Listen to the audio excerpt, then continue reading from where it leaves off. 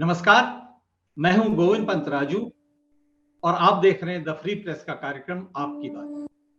आपकी बात में आज हम बात करेंगे उत्तर प्रदेश में ज्यों-ज्यों विधानसभा के चुनाव नजदीक आते जा रहे हैं, त्यों-त्यों नेताओं की जुबान से बिगड़े बोल सुनाई देने लगे। अनेक बार इस तरह के बोल राजनीतिक जो रैलियां हैं उनमें सुनाई देते हैं, अनेक बार प्रेस कॉन्फ्रेंस के दौरान इस तरह की बातें सुनाई देती हैं।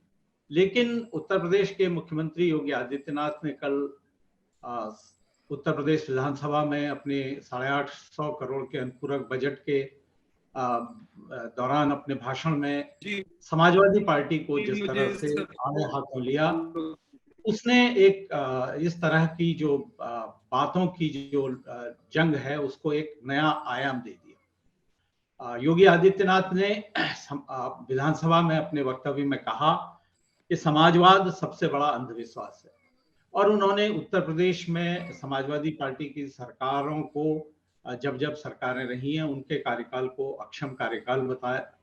उन्होंने कहा कि जब सपा की सरकार थी जो समाजवाद की बात करने वाली सरकार थी, उसके जमाने में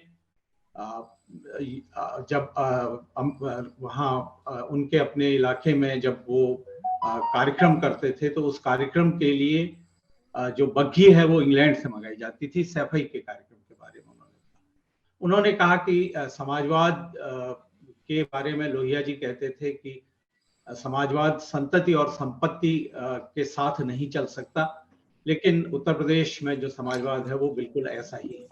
उन्होंने जो पुरानी सरकार है उसके पूरे कार्यकाल पर कई तरह की टिप्पणियां की और ये भी कहा कि समाजवादियों के लिए खेल का मतलब तमंचा होता है। इस तरह के भी वक्तव्य उनकी तरफ से आए। निश्चित तौर पर ये विधानसभा के अंदर इस तरह की बातें, हालांकि योगी आदित्यनाथ पहले भी एक दो मौकों पर इस तरह की बात कर चुके हैं और उत्तर प्रदेश विधानसभा में हमने अनेक मौकों पर इससे भी निकृष्ट स्तर की बातचीत जो हमारे विधायक हैं उनके मुंह से सुनी है, जिम्मेदार लोगों के मुंह से सुनी है।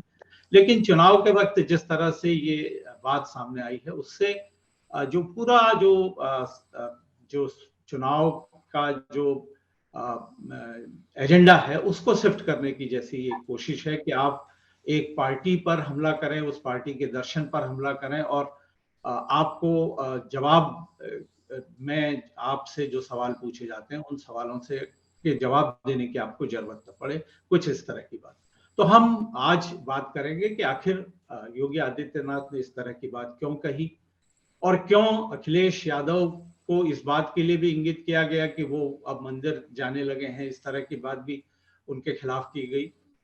और क्या इसके जरिए जो बीजेपी है वो अपने एजेंडा को अपने ही जो तरीके से चलाना चाहती है इस विधानसभा चुनाव के एजेंडा को, और क्या विधानसभा चुनाव से पहले इस तरह के मुद्दों को इस रूप में सामने लाया जाना चाहिए या फिर जो जनता की जरूरी समस्याएं हैं उन पर बात करनी चाहिए। इस बारे में बात करने के लिए हमारे साथ मौजूद हैं वरिष्ठ पत्रकार शरद प्रधान, वरिष्ठ पत्रकार ब्रजेश शुक्ला, समाजवादी पार्टी की तरफ से बात करने के लिए राम प्रताप सिंह जी और बीजेपी का पक्ष रखने के लिए विवेक श्रीवास्तव।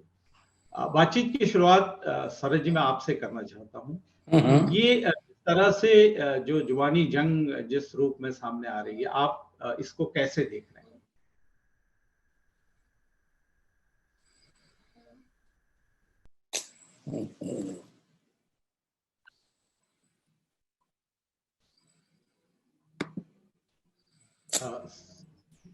शरद जी, आपको मेरा सवाल आप सुन पाए हैं? नहीं, मेरी पूरी बात नहीं, कुछ आवाज कट रही थी। मेरी आवाज आ रही है वहां क्लियर? जी जी जी। मेरा मानना ये है, जो आपने पृष्ठभूमि पहले ही समझा दी है, तो मेरा मानना ये है कि इस तरीके की बातें जाहिर ये करती हैं, रिफ्लेक्ट ये करती हैं कि कहीं ना कहीं जो है डेस्परेशन है, क्योंकि आदमी की जुबान तभी लड़खड़ाती है, तभी एक लिमिट्स के बियॉन्ड चली जाती है जब आदमी घबराया हुआ होता है और डेस्परेशन दिखने लगा है मुझे। और मुझे ताज्जुब है कि क्यों ये योगी आदित्यनाथ को इतना डेस्परेशन क्यों लगने लगा है, क्या उनमें जाहिर होने लगा है। और खास तौर से जब से प्रधानमंत्री की विजिट्स बढ़ी हैं तब से ये डेस्परेशन और ज्यादा जाहिर हो गया है। ये अलग बात है कि प्रधानमंत्री जब जब आते हैं, और आजकल ज्यादा ही आ रहे हैं, और सुना है अभी 4 बार और आएंगे इसी वर्ष में, जो जी बचे 12-13 दिन हैं, उसमें भी अभी जी 3-4 विजिट्स लाइंड अप है। तो उनको या तो इस वजह से उनको कुछ घबराहट लगती है, क्योंकि कैमरा जो होता है, जब प्रधानमंत्री आते हैं तो कैमरे का फोकस उन्हीं पे होता है, और ये कुछ साइड लाइन हो जाते हैं। और बनारस में तो बहुत ज्यादा साइड लाइन हुए, यहाँ तक कि वो जो पूजा हुई जिसमें प्रधानमंत्री अकेले ही थे, जबकि हमारे यहाँ के मुख्यमंत्री भगवाधारी हैं, एक मठाधीश हैं, और मेरे ख्याल उनको एंटाइटल्ड हैं कि कम से कम पूजा तो अटेंड कर ही सकते हैं। प्रधानमंत्री वैसे ना उनको साथ बैठा लें या साथ ले चलें। तो मुझे लगता है इन सब वजहों से कुछ ज्यादा वो डेस्परेट दिख रहे हैं, फ्लस्टर्ड दिख रहे हैं। वो तो इस वजह से ये जुबान जो है इस तरीके की हो जाती है ज्यादा, क्योंकि अभी ऑफ लेट ज्यादा हो गई। अब आप देखिए, एक तरफ तो उन्होंने कहा कि समाजवाद जो है, हमें रामराज चाहिए, समाजवाद नहीं। जी ये कॉन्ट्रडिक्टरी कि लोहिया जी का सपना पूरा कर रहे हैं नरेंद्र मोदी। अब वो किस तरह से कर रहे हैं ये उन्होंने में आया, लेकिन अब बात उन्हीं की बात, अपनी बात को ही कॉन्ट्रडिक्ट कर रहे हैं। भाई लोहिया जी को वो समाजवादी नहीं समझते हैं क्या, या लोहिया जी को वो राइट विंगर समझने लगे हैं? तो फिर उनकी सोच की कमी है। तो इस तरीके की बातें ये दर्शाती हैं इलेक्शन के आने से पहले एक बड़े लीडर की, जो चीफ मिनिस्टर है, उसकी घबराहट। और घबराहट क्यों हो रही है? जी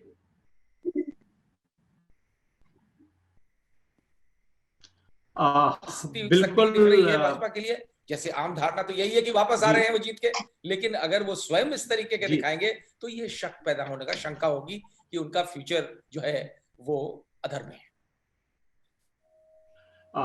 जो बात आपने कही उसमें लोहिया से, जो उन्होंने लोहिया जी का सपना पूरा करने की बात कही थी, वो तो शायद क्योंकि उन्होंने ये कहा कि लोहिया जी ये कहते थे कि जो महिलाओं को खुले में शौच से मुक्ति और घर में चूल्हा जलाने का काम जो सरकार करेगी वो लंबे समय तक राज करेगी, तो इस संदर्भ में शायद उन्होंने कहा। लेकिन जिस तरह से जो पूरा योगी आदित्यनाथ का जो कल विधानसभा में जिस तरह की बातचीत थी, और जैसा आपने कहा कि एक तरह से कहीं न कहीं कुछ घबराहट इसके पीछे दिख रही है, वो घबराहट क्या है? विवेक जी, क्या आपको लगता है कि किसी तरह की घबराहट की वजह से योगी आदित्यनाथ इस तरह की बात कर रहे हैं, या इसकी कोई दूसरी वजह है? देखिए गोविंद जी, घबराहट जैसा तो कोई विषय नहीं है। हाँ, योगी आदित्यनाथ जी ने समाजवादी पार्टी के लोगों को आईना ठीक से दिखाया है। अभी शरद जी की बात में सुन रहा था, उन्होंने बार बार बताना चाहा कि वो पूजा में नहीं साथ थे, यहाँ वहां नहीं साथ थे। ये सब बेबुनियाद की बातें हैं। योगी आदित्यनाथ जी उत्तर प्रदेश के मुख्यमंत्री हैं, उनके नेतृत्व में भारतीय जनता पार्टी उत्तर प्रदेश के चुनाव में जा रही है। उनके नेतृत्व पे राष्ट्रीय नेतृत्व को, कार्यकर्ताओं को पूरा भरोसा है। इसमें किंतु परंतु की बातें करना बेबुनियाद। रही बात अखिलेश यादव के समाजवाद की, तो उन्होंने संतति और संपत्ति पे जो वक्तव्य देकर के समझाया कि लोहिया जी इससे इतर समाजवाद की कल्पना करते थे। आज समाजवादी पार्टी संतानों की पार्टी और संपत्ति के इकट्ठा करने में लगी रह रही है। समाजवाद के मूल उद्देश्य से बहुत दूर आज। इसका उदाहरण उन्होंने चंद्रशेखर जी के पुत्र का नाम लेकर के भी दिया था। तो ऐसे में उन्होंने समाजवादियों को ठीक से आईना दिखाया और बताया कि समाजवादी जो सोच है उसके आज जितने रूप यहाँ उत्तर प्रदेश में देखने को मिले पूर्ववर्ती सरकारों में, तो पूर्ववर्ती सरकारों ने अगर ढंग से काम किया होता तो उत्तर प्रदेश कहाँ होता जो कि हमारे कार्यकाल में गया। तो योगी आदित्यनाथ जी विपक्ष को आईना दिखाने से नहीं चूकते, उसी क्रम में उन्होंने ढंग से आईना दिखाया है और ये भी बताया है कि जिन्ना को महामानव मानने वाले या महिमा मंडित करने वाले लोगों के लिए उत्तर प्रदेश में कोई स्थान नहीं है। जो बंटवारे में हिंदुओं की कत्लेआम का दोषी है उसको आप महिमा मंडित करेंगे तो ये बहुसंख्यक समाज और प्रदेश की जनता बर्दाश्त नहीं करेगी। तो उन्होंने ठीक से आईना दिखाने का काम किया, इसमें कोई इपट वाला विषय नहीं है।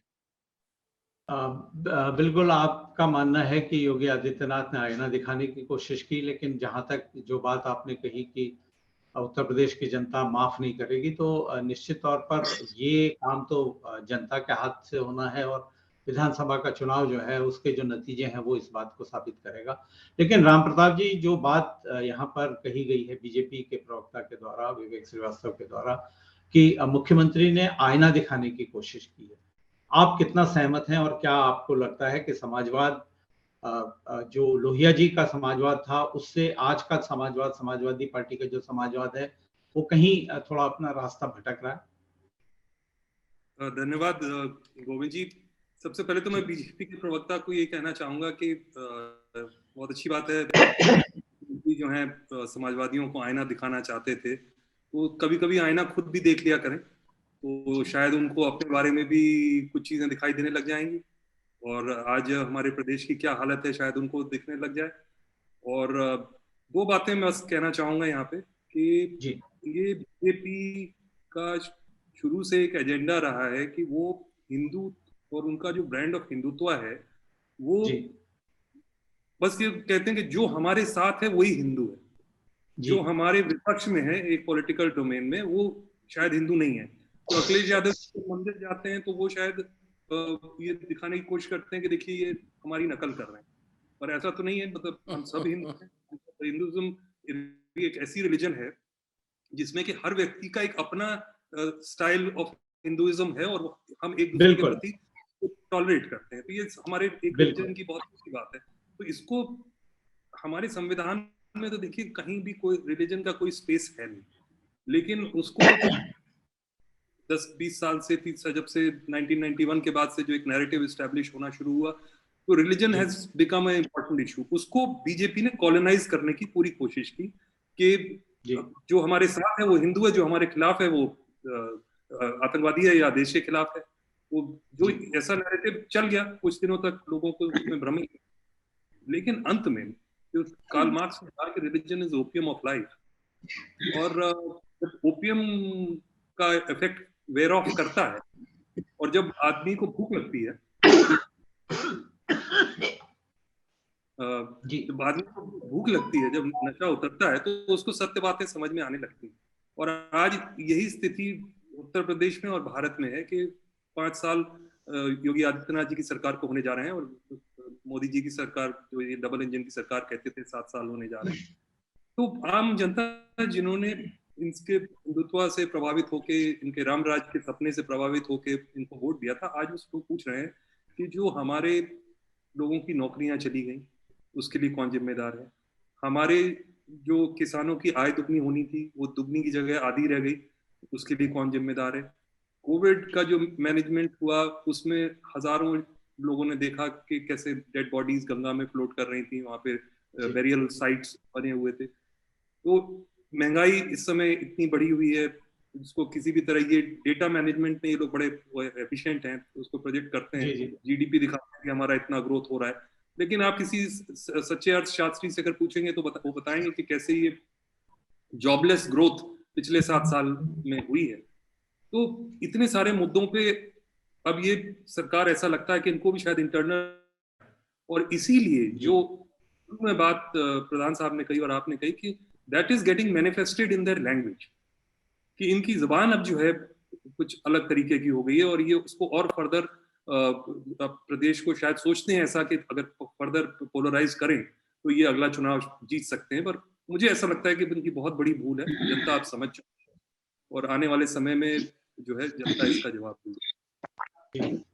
बिल्कुल, जनता तो सब कुछ समझ रही है, और सबसे बड़ी बात यही है कि जनता को तय करना है कि वो किसे पसंद करेगी, किसे नापसंद करेगी, किसकी बदजुबानी उसे पसंद आएगी, किसकी बदजुबानी उसे नापसंद आएगी।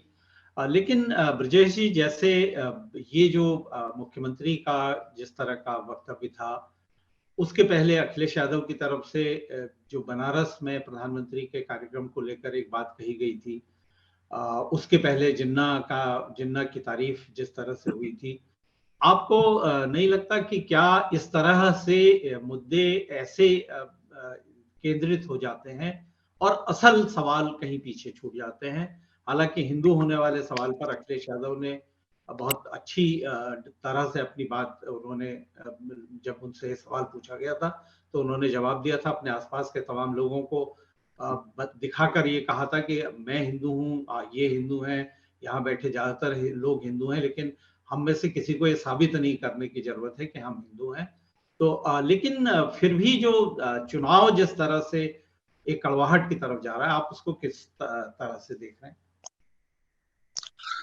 गोविंद जी, ये जिस ढंग से आपस में चल रहा है और जिन शब्दों का इस्तेमाल हो रहा है, वास्तव में चुनाव, मैं पिछले कई चुनाव को देख रहा हूं और अभी आपने बंगाल में भी देखा, चुनाव इसी तरह अब लड़े जा रहे हैं जी। जबरदस्त ढंग से हमले करना, और हमले पहले एक मर्यादाएं होती थी, वो लक्ष्मण रेखा होती थी, उसका हनन होता है। अब कोई लक्ष्मण रेखा नहीं है। अब इस चुनाव में महाभारत का वो नहीं है कि साहब शाम को युद्ध विराम हो जाना है, उसके बाद अगले दिन फिर युद्ध होगा। अब आप कुछ भी किसी के लिए बोल सकते हैं, और आप तमाम बयान आप देख लीजिए। जहां तक योगी का ये कहना कि समाजवाद पर जो हमला किया उन्होंने अराजकता के वो करके, वास्तव में पीएम जो बोले थे गोरखपुर में लाल टोपी पर, उसके आगे की जो है, यदि आप गांव में जाएंगे, यदि आप लोगों से बात करेंगे, तो एक कोना ये भी है चुनाव में कि क्या ये अच्छे हैं या वो अच्छे हैं जी। क्या हम बदलाव करके क्या हासिल कर लेंगे, विशेष रूप से कानून व्यवस्था की स्थिति पर बीजेपी लगातार हमला कर रही है कि साहब यदि ये आ गए तो आप 12 से 17 को याद कर लीजिए बस। ये बार बार वास्तव में चुनाव का केंद्र बन गया है ये, और बीजेपी ठीक उसी पर हमला बोल रही है।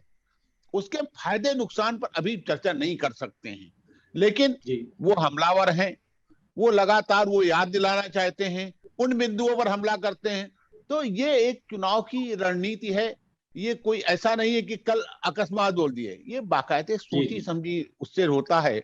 और आप देखिए कि कैसे लगातार, मैं ऐसा नहीं कह रहा हूं कि यही दोनों तरफ से हो रहा है। उधर से आप किसी के लिए अभी एक बयान जारी हुआ, चिलमजीवी कह देंगे, किसी कुछ कह देंगे, तो ये सारी चीजें हैं। इधर से हमला होता है, हमला ऐसा होता है कि आप देखिए हमला या तो उधर से हो रहा है या इधर से, दो ही तरफ से हो रहा है।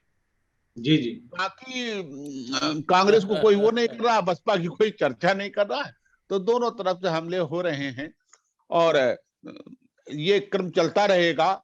और चुनाव का जो ये बिंदु है, कानून व्यवस्था, ये बड़ा महत्व रखती है इस बार चुनाव में, और इस पर जो है वाद प्रतिवाद ये जारी रहेगा।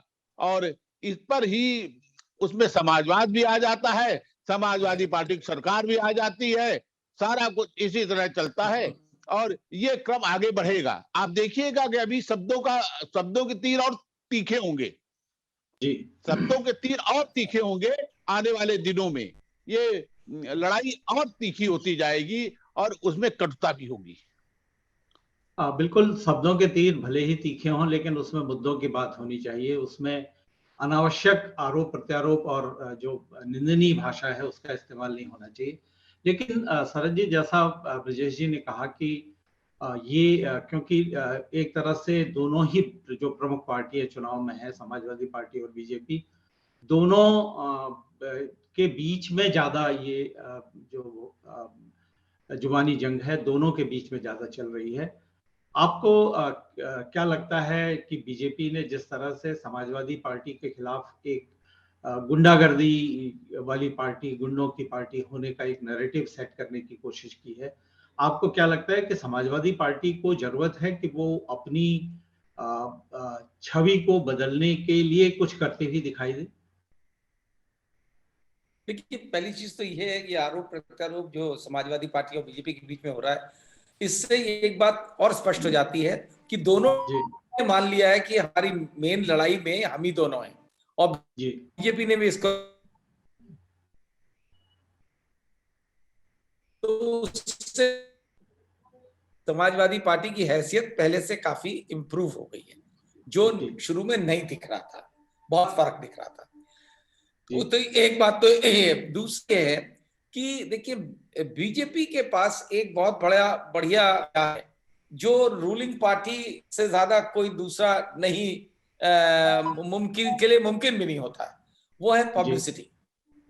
और जो पावर में होता है उसके पास, क्योंकि पैसे की कोई भरमार होती है, ऑफिशियल पैसे की।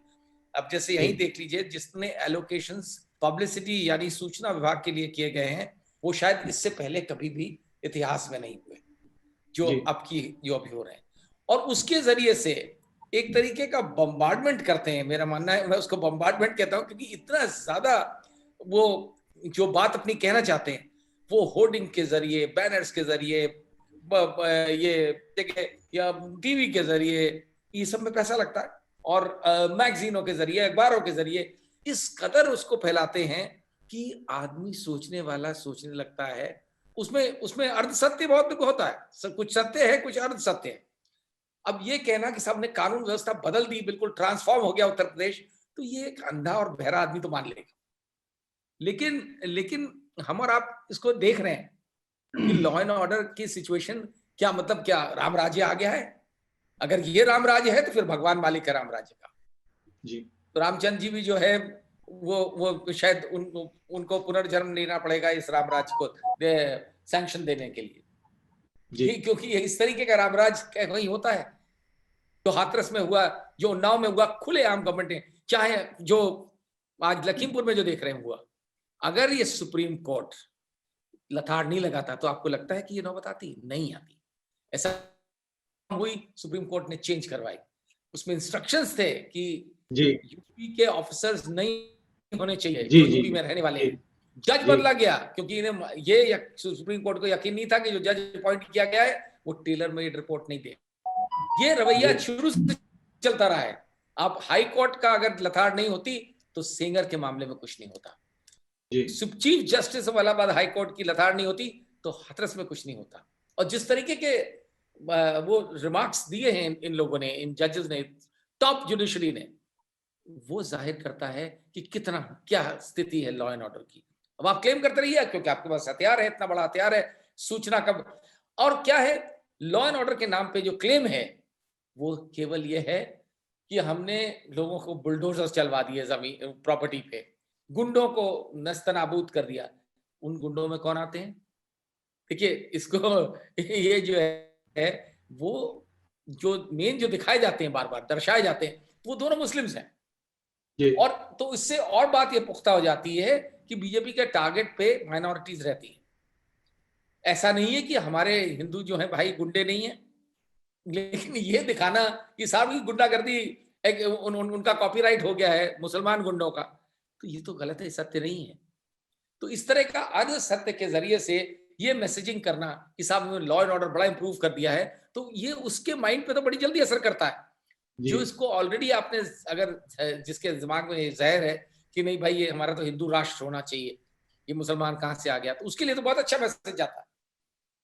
लेकिन आम सोचने वाला एक बैलेंस्ड आदमी को लगता नहीं है, क्योंकि हकीकत देख रहा है, रेप्स वैसे ही हो रहे हैं, मर्डर्स वैसे ही हो रहे हैं, चोरी वैसे ही हो रही है।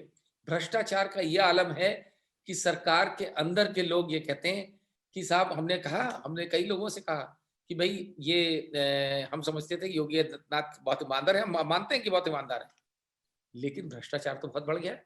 वो व्यक्तिगत रूप से होंगे ईमानदार, तो अंदर के लोगों का कहना है कि साहब हमने सुना है कि रेट तो बढ़ गया है, तो फिर ऐसा कौन सा, ऐसा फिर ईमानदारी का क्या फायदा? दमदार सोच, ईमानदार सोच का थोड़ा विषयांतर हो रहा है। हम बात उसी जो जुबानी जंग है उस पर केंद्रित करें।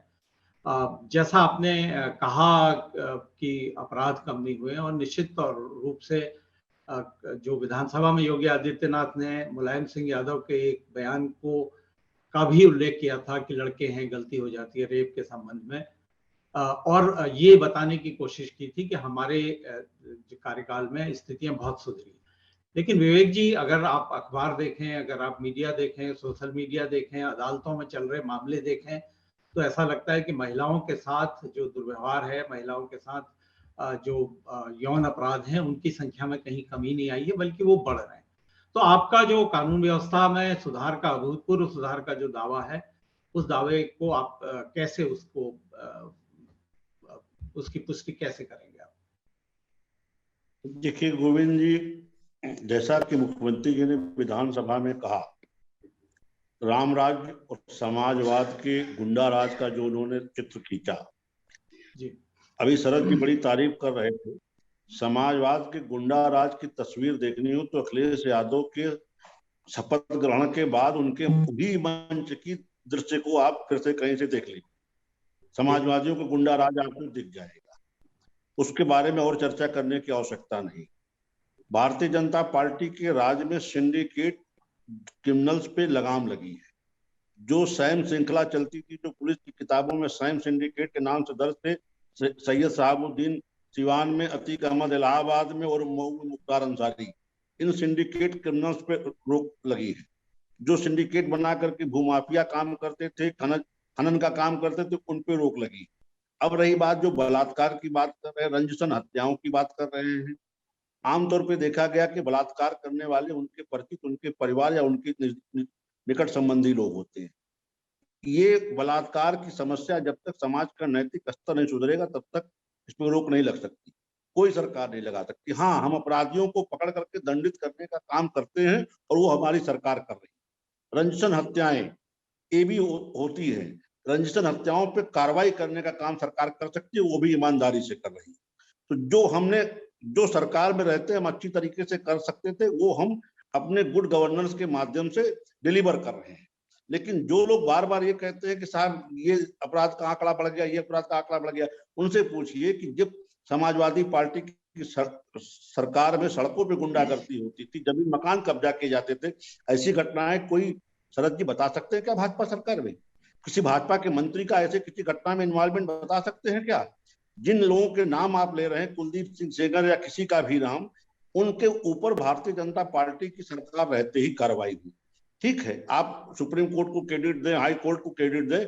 गोविंद जी, मैं आपकी जानकारी के लिए एक बार और बता दूंगा कि गायत्री प्रजापति समाजवादी की पार्टी की सरकार रहते कभी गिरफ्तार नहीं हुए। जब भारतीय जनता पार्टी की सरकार आई तभी वो गिरफ्तार हो पाए। अखिलेश यादव उनको टिकट देकर के उनके चुनाव प्रचार में गए थे अमेठी में। तो ये समाजवादी पार्टी और भारतीय जनता पार्टी की सरकारों में मूलभूत अंतर है। यही फर्क है जो साफ नजर आ रहा है। इसके लिए चश्मे का नंबर ठीक करने की जरूरत है। बिल्कुल चश्मे का नंबर ठीक करने की जरूरत है, लेकिन जो बात आपने कही कि चीजें तब तक ठीक नहीं होंगी, बलात्कार जैसी चीजें तब तक नहीं सुधरेंगी जब तक समाज नहीं सुधरेगा। तो आखिर सरकार का काम समाज को भी सुधारना है, क्योंकि नैतिकता के आदर्श की बात करने वाली आपकी पार्टी देश में सबसे बड़ी पार्टी, और एक तरह से सारा जो पूरा दायित्व है वो आपकी पार्टी ने ही लिया है। तो आपकी पार्टी में भी अगर राम राज्य ना आ सके और लोग नैतिक रूप से और कानून का भय न हो, लोग अपराध करने की अपनी प्रवृत्ति न छोड़े, तो ये एक बड़ा सवाल तो है। लेकिन राम प्रताप जी, मैं आपसे समझना चाहता हूं कि जो हमने जुबानी जंग की बात की थी, योगी आदित्यनाथ ने जिस तरह की बातें कही वो विधानसभा में सबके सामने है, लेकिन उसके पहले जो अखिलेश यादव हैं उनको भी, उनकी तरफ से भी इस तरह की कई बातें सामने आई। आपको क्या लगता है, क्या समाजवादी पार्टी, जबकि चुनाव में बिल्कुल साफ दिख रहा है कि लड़ाई सीधी बीजेपी से है, तब क्या समाजवादी पार्टी के राष्ट्रीय अध्यक्ष को अपनी जुबान को इस स्तर पर ले जाना चाहिए या इसके बदले सीधे मुद्दों पर केंद्रित रहना चाहिए? आप क्या सोचते हैं इस बारे में? धन्यवाद गोविंद जी। मैं अगर आप आज्ञा दें तो मैं बीजेपी प्रवक्ता से जल्दी से कुछ कहना चाहूंगा। जी। तो इन्होंने कहा कि बाहुबली और इन सब के नेताओं के बारे में बात की, तो मैं ये जानना चाहूंगा कि अजय मिश्रा टेनी को किस दिन बीजेपी बर्खास्त करने वाली है, क्योंकि उनके लड़के ने अब एसआईटी की रिपोर्ट में बिल्कुल क्लियर हो चुका है कि प्री मेडिटेटेड ढंग से 4 किसानों के ऊपर गाड़ी चढ़ा दी, जिनकी की मृत्यु हो गई लखीमपुर खीरी में, और सुप्रीम कोर्ट और हाई कोर्ट का उसमें इंटरवेंशन है। उसका जवाब ये दें। और दूसरी चीज मैं बड़ा रैशनल और प्रैक्टिकल तरीके से आपके सामने रखना चाहूंगा कि क्राइम रिकॉर्ड करने का एक सिस्टम है पूरे देश में, और NCRB national crime record bureau है जो पूरे सारे प्रदेशों का क्राइम का डेटा रिकॉर्ड करता है। और उस डेटा शीट को मैं चाहूंगा कि बीजेपी अभी गवर्नमेंट में है, ये 2012 से 17 तक और फिर 17 से अब तक ईयर वाइज जो 5, 6, 7 मुख्य कैटेगरी होती हैं हीनियस क्राइम्स की, उसका data year on year compare करें और फिर ये प्रदेशवासियों को बताएं कि वो डेटा बढ़ा है या खराब हुआ है। जो सब उसमें 2 डेटा पे मैं पॉइंट करना चाहूंगा। जो मुख्यमंत्री जी ने सदन में कहा कि समाजवादी पार्टी के टाइम में दंगे ज्यादा होते थे और अब कम है, तो वो फिगर में 12% की ग्रोथ है। फिर उन्होंने कहा कि जो है हमारे बीजेपी के प्रवक्ता भी कह रहे थे कि सब प्रदेश में जो है महिलाएं सेफ हैं और ये क्राइम कम हो गए। तो crime against women and heinous crimes का बहुत ज्यादा नंबर बढ़ा है एज पर एनसीआरबी डेटा, ना कि कोई समाजवादी पार्टी अपना डेटा दे रही है। जी जी। और मैं रीजन बताना चाहूंगा। देखिए, इन्होंने तो सिर्फ क्राइम सोल्यूशन की बात कर रहे हैं।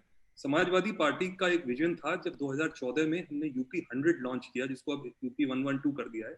बट यूपी 100 के बीच एक सोच थी, और सोच ये थी कि क्राइम को प्रिवेंट किया जाए। क्राइम हो गया, उसके बाद उसका रेजोल्यूशन तो एक अलग मैटर हो जाता है। तो यूपी 100 का जो मैं रिस्पॉन्स टाइम उस समय देखता था कि 12 मिनट 14 मिनट में, और it is state of art technology driven था। और वो डायरेक्ट जो 100 की गाड़ियां होती थी वो सेंट्रल ऑफिस को रिपोर्ट करती थी, और उनका उद्देश्य ये होता था कि क्राइम सिचुएशन पे पहुंचे और क्राइम को रोक सके। ये प्राइमरी उद्देश्य था। उसको सरकार ने जो है यूपी 100 को डाइल्यूट कर दिया, और उसको फिर से यूपी 100 के जो अधिकारी हैं वो अब जिले के अधिकारियों को रिपोर्ट करते हैं। ये डिफरेंस था। तो अब वो जब जिले के अधिकारियों को रिपोर्ट करने लगे तो वो उसी सिस्टम में फिर से ढल गए, और एक अच्छी शुरुआत जो हुई थी प्रदेश के लिए उसको इस सरकार ने रोक दिया, जिसकी वजह से हमारा क्राइम ग्राफ बढ़ रहा है। इसी तरह यूपी 1090 जो विमेन्स ऐप था, तो कई इस तरह के थे जो और वो डेटा आप इनसे दिखाइए और इनको बताएं कि क्यों ये क्राइम बढ़ रहा है। बिल्कुल, जो आंकड़े हैं वो सामने हैं और वो किसी से छिपे नहीं है, लेकिन अनेक बार बात परसेप्शन की भी होती है, और कुछ घटनाएं एक बड़ा नैरेटिव बनाती हैं। और मुझे लगता है कि योगी आदित्यनाथ भले ही ये कितना ही कहते रहे कि इतने अपराधियों की संपत्ति जब्ती की गई, इतनों को पांव पर गोलियां मारी गई, इतने गिरफ्तार हैं, लेकिन कानून व्यवस्था की स्थिति अभी भी ऐसी नहीं है कि सरकार उस पर गर्व कर सके, संतोष कर सके। अब ब्रजेश जी, आपको क्या लगता है, कानून व्यवस्था का जो सवाल है ये चुनाव में एक बड़ा मुद्दा बन सकता है, जैसा बीजेपी कोशिश कर रही है दिखाने की, और जो वस्तु स्थिति है उसके बीच? देखिए गोविंद जी, समाज एक प्रयोगशाला है। समाज में जो खुद एक प्रयोगशाला है। हम ये नहीं कह सकते कि किसी प्रचार तंत्र से समाज चलता है, तो हल्का सा प्रभाव हो सकता है। आप यदि जाके देखेंगे, यदि लोगों से बात करेंगे, तो मुझे लगता है कि ये बड़े बड़े विज्ञापन फेल है इनके सामने।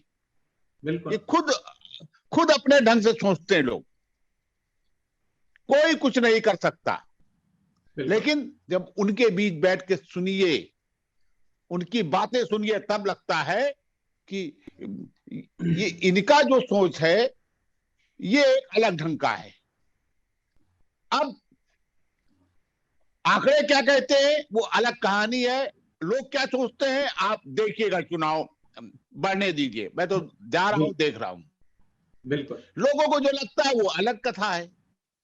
तो ये अब इसमें हम ये नहीं कह सकते कि क्या सही है क्या गलत है। हम लोगों की बात कर सकते हैं, उनकी बात सुन सकते हैं, हम उनसे बहस नहीं कर सकते।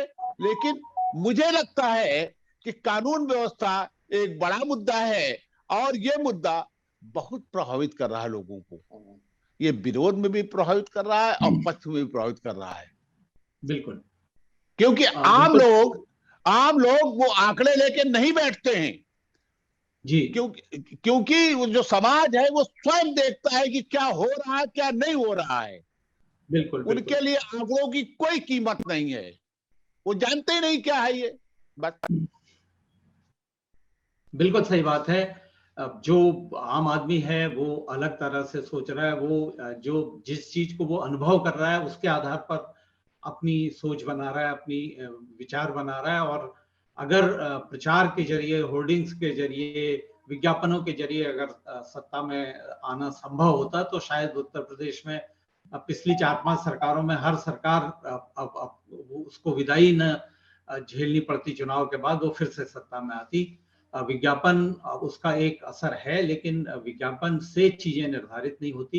लेकिन हम इस उम्मीद के साथ आज आपकी बात को समाप्त कर रहे हैं कि हमारे जो नेता हैं, जो हमारे राज्य की सबसे बड़ी कुर्सी पर बैठ चुके हैं या बैठे हैं या बैठने का सपना सजो रहे हैं, कम से कम वो इस तरह की बदजुबानी न करें कि हम लोगों को शर्मिंदा होना पड़े, उत्तर प्रदेश की जनता को शर्मिंदा होना पड़े।